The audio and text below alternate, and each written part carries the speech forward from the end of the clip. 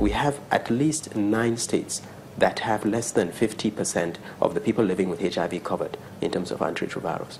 And by the time we bring this down to state level, it's actually not that expensive. It costs about 50,000 naira per patient per year.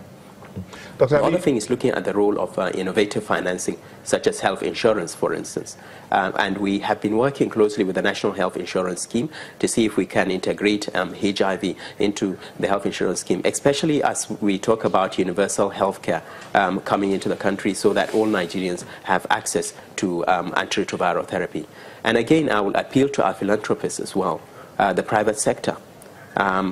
This is a cost that a lot of our philanthropists can also take up. Why don't you sponsor clinics? Why don't you sponsor HIV clinics in your localities? Members of the National Assembly, for instance, that run constituency projects, why don't you take up responsibility for some of those clinics in your areas and sponsor them?